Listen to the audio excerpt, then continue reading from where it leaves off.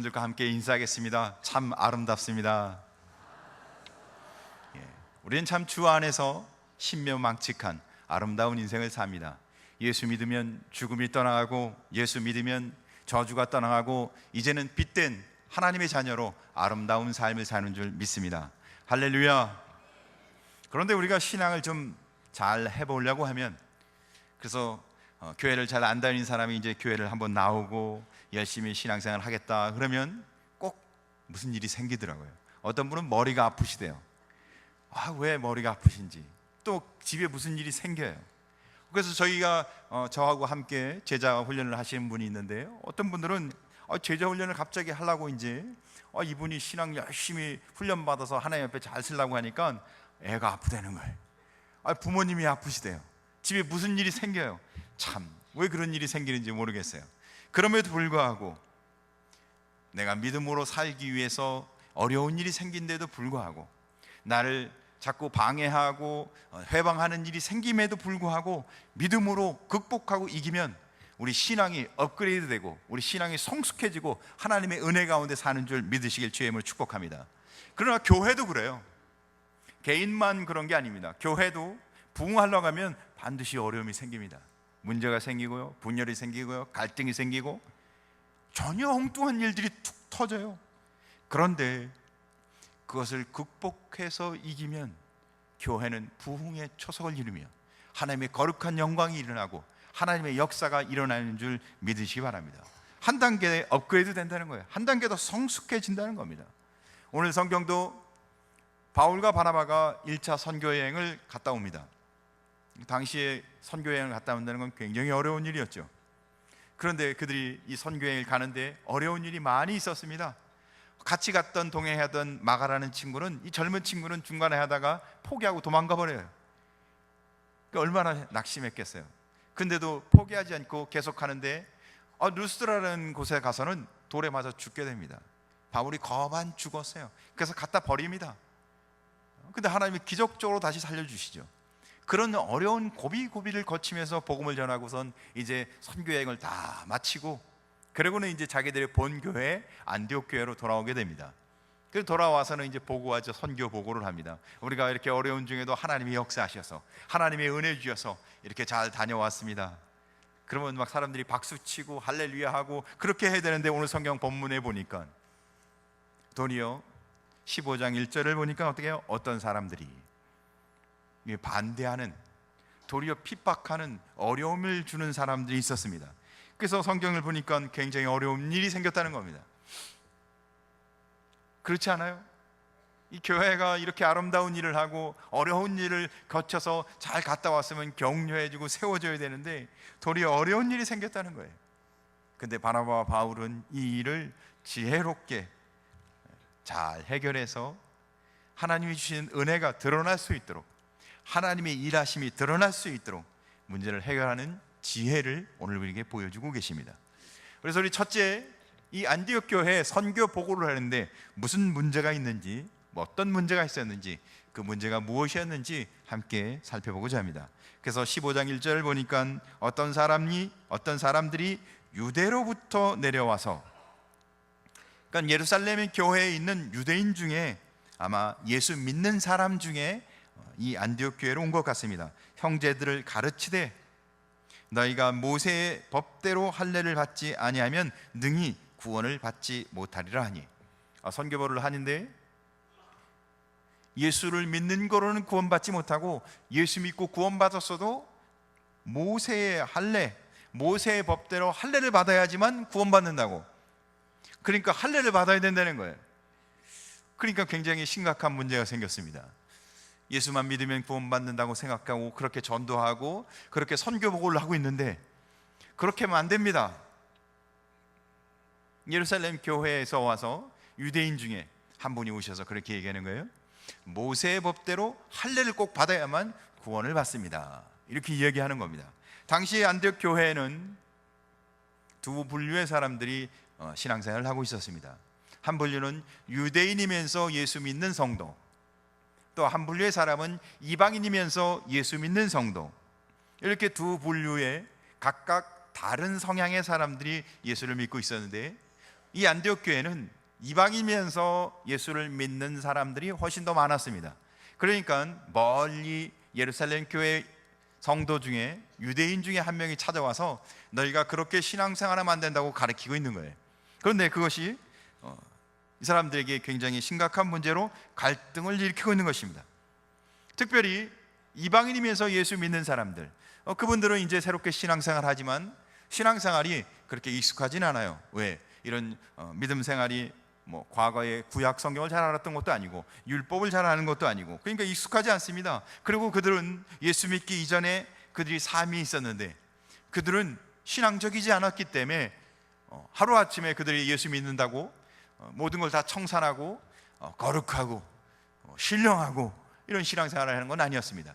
그러나 유대인들은 태어나서부터 할례를 받고 율법 중심으로 살고, 그러니까 그들은 예수 믿은 다음에 그들이 교회 생활하는데 그렇게 불편함이 없었습니다.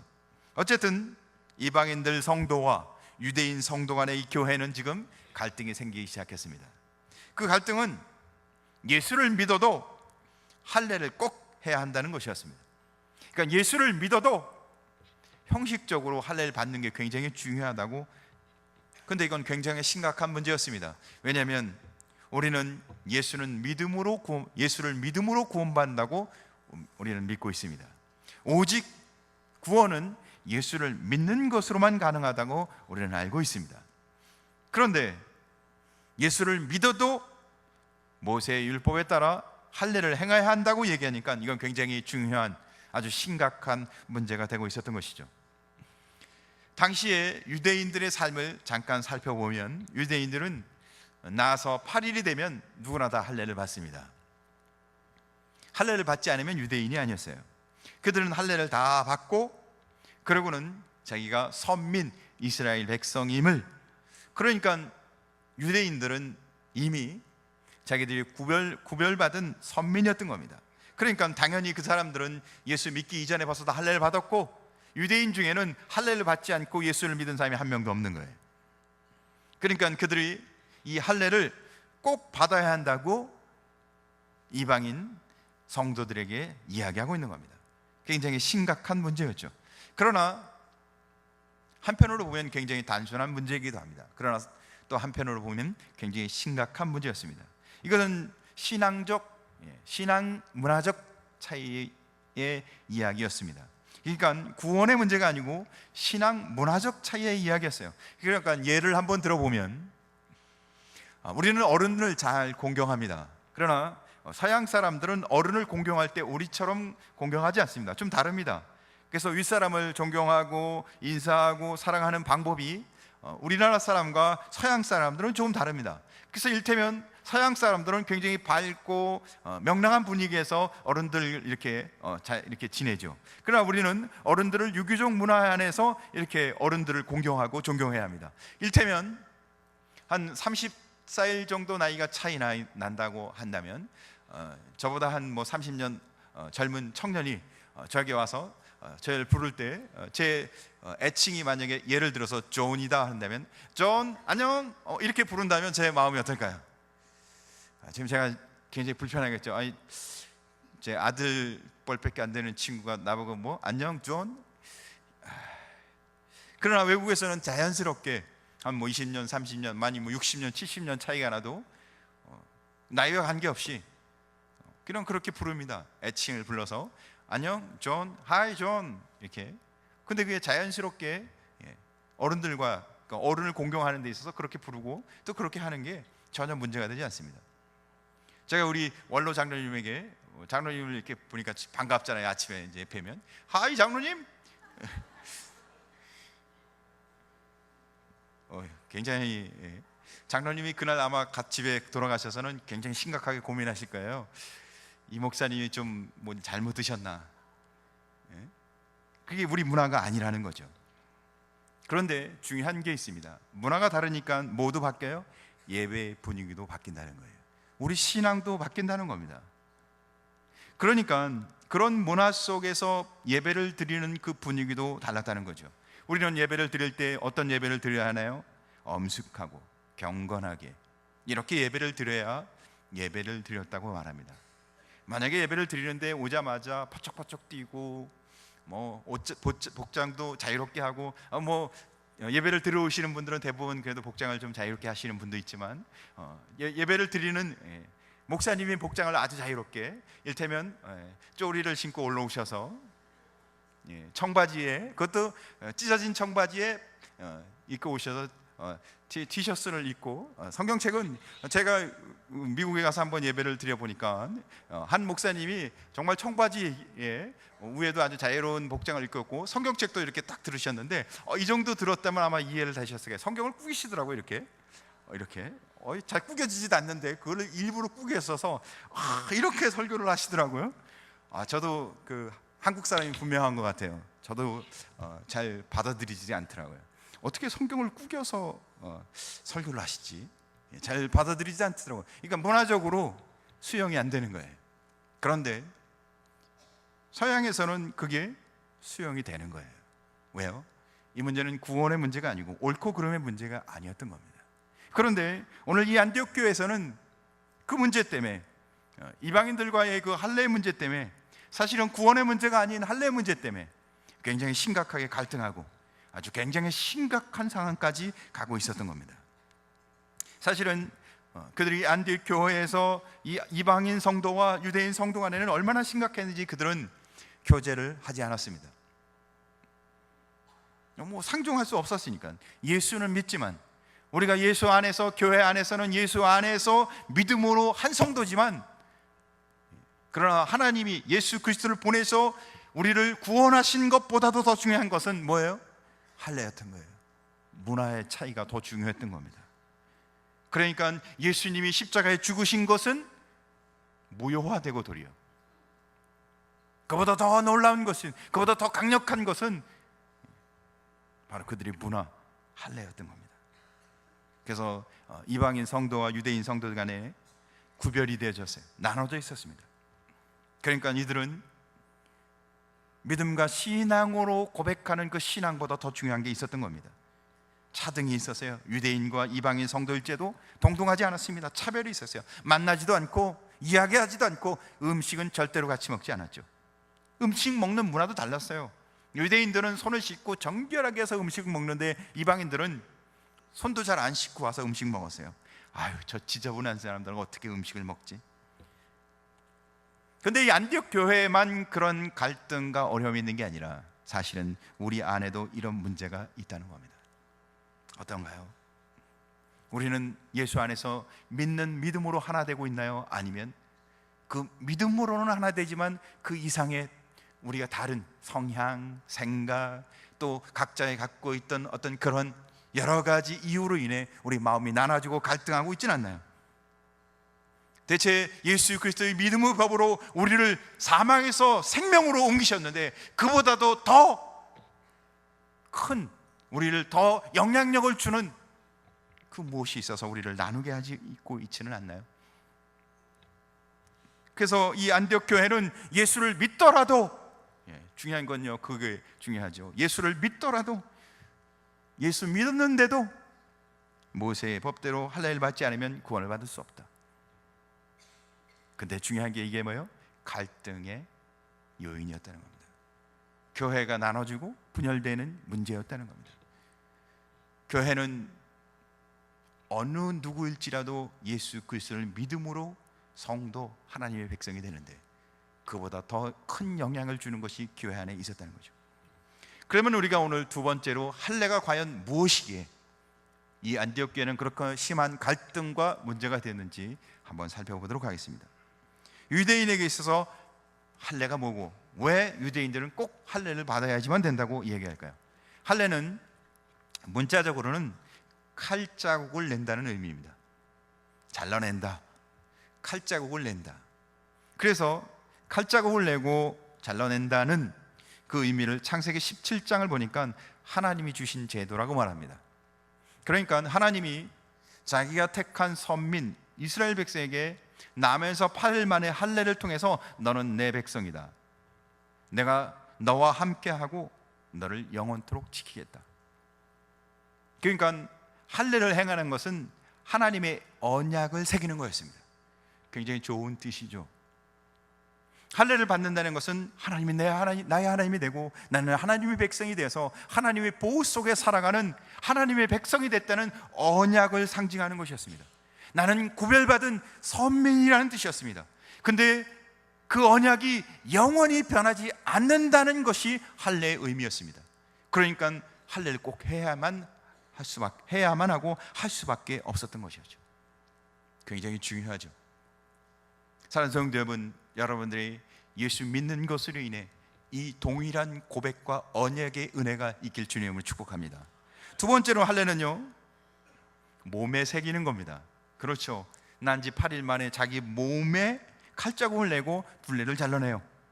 그러니까 몸에 새긴다는 것은 절대 잊지 말라는 겁니다.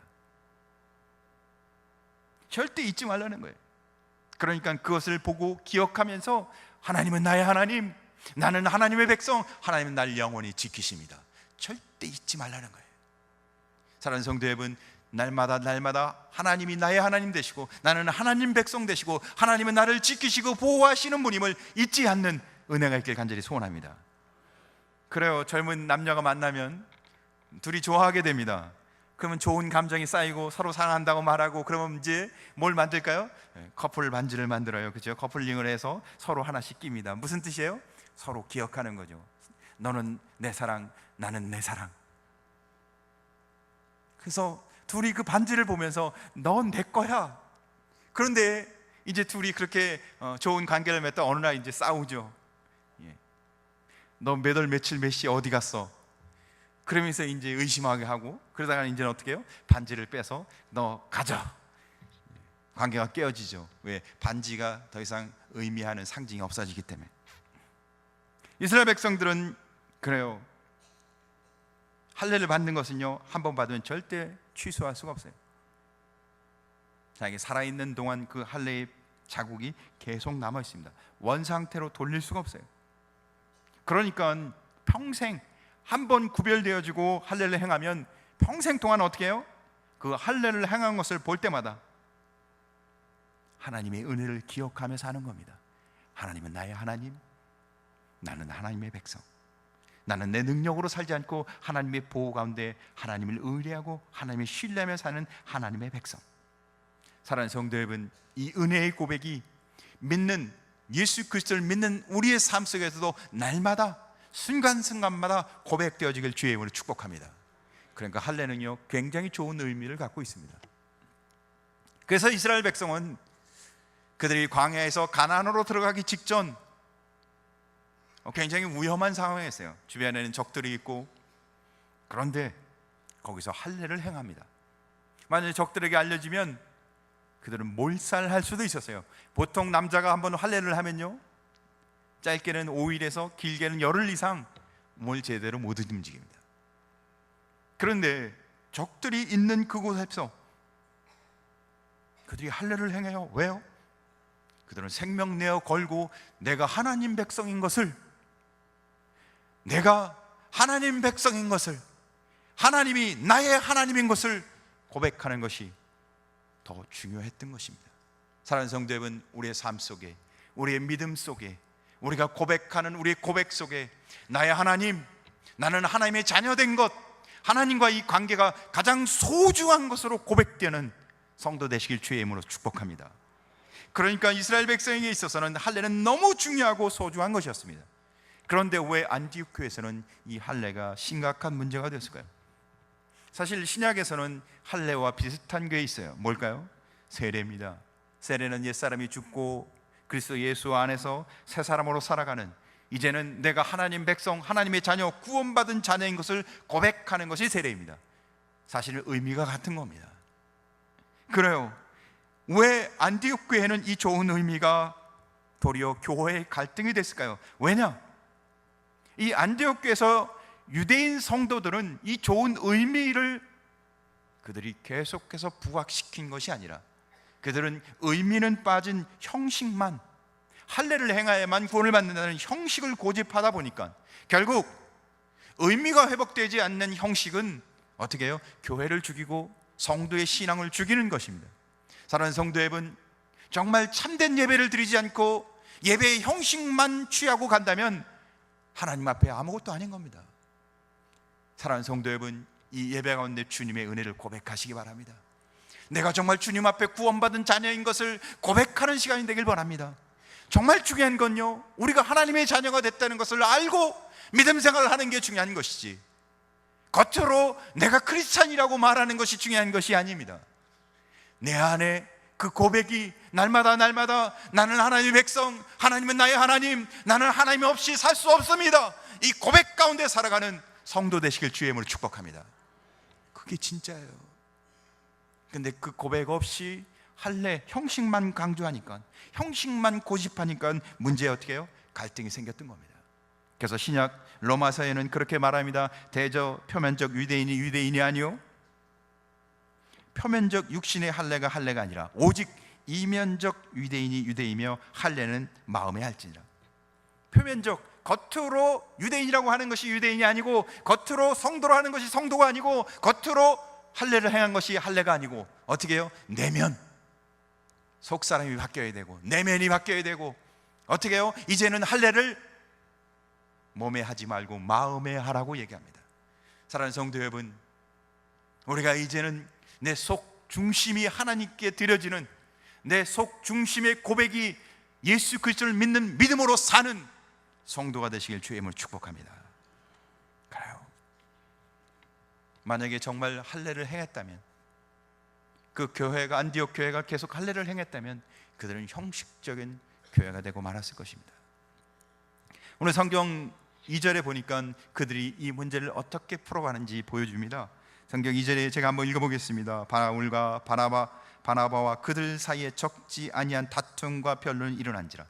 그래요. 바울과 바나바가 이렇게 선교 보고를 하니까 어떻게 해요? 그들 유대인 성도들과 어떻게 해요? 적지 아니한 다툼과 변론이 일어난지라. 아주 심각한 다툼과 변론이 일어났다는 겁니다.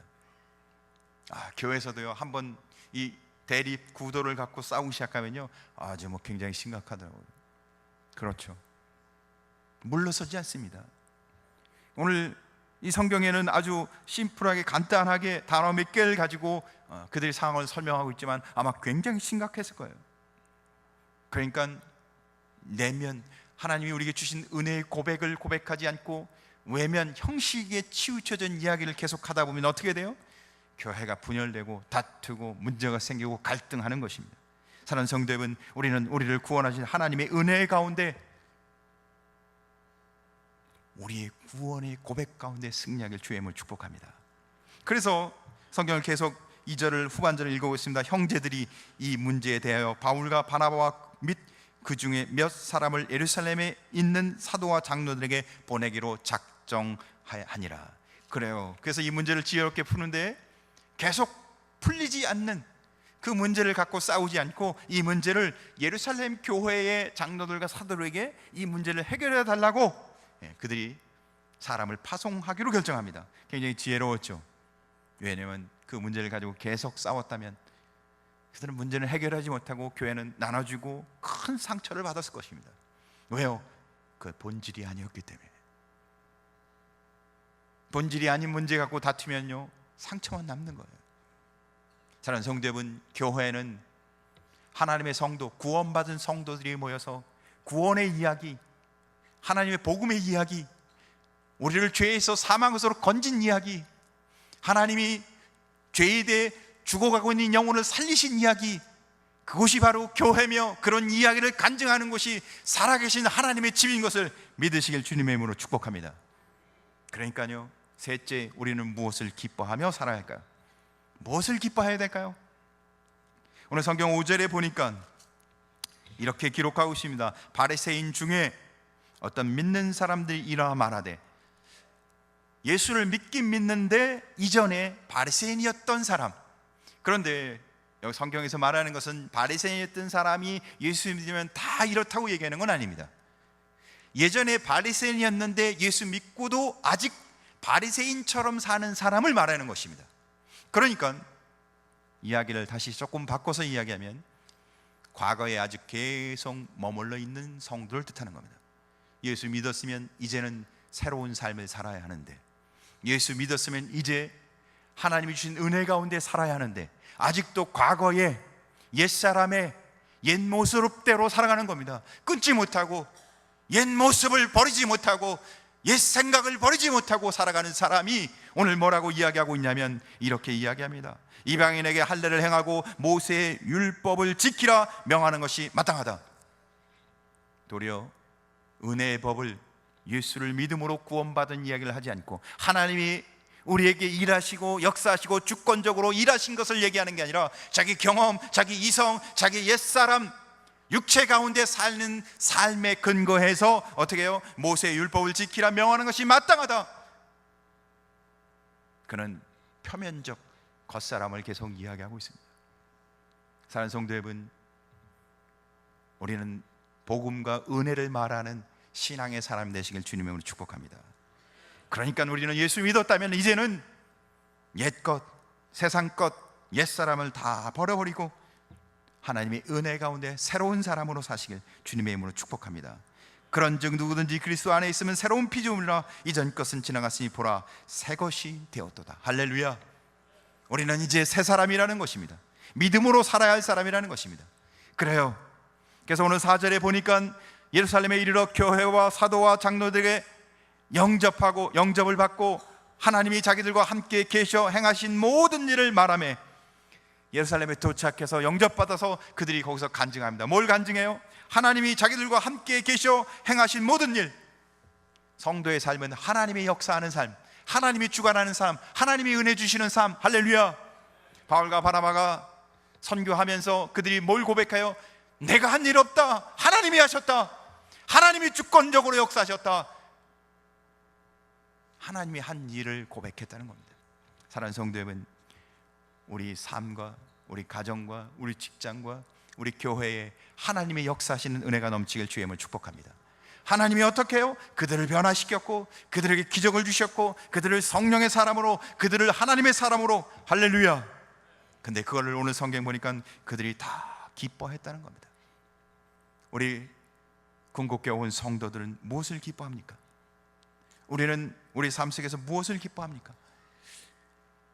건물을 기뻐하시나요? 새 건물도 참 좋은 일이죠. 기쁜 일입니다. 인생을 살아가면서 집을 얻는 것도 기쁜 일입니다. 출세하는 것도, 성공하는 것도 기쁩니다. 건강한 것도 기쁩니다. 그러나 다 영원하지 않고 유한합니다. 건물은 20, 30년이 지나면 낡아지고요, 인생도요 20년, 30년이 지나면요 나이가 들고요, 자기 누리는 권세, 돈, 명예 다 시간이 지나면 다 어때요? 옛것 되고 마는 것입니다. 그러나 하나님이 주신 은혜는 영원한 줄 믿으시기 바랍니다.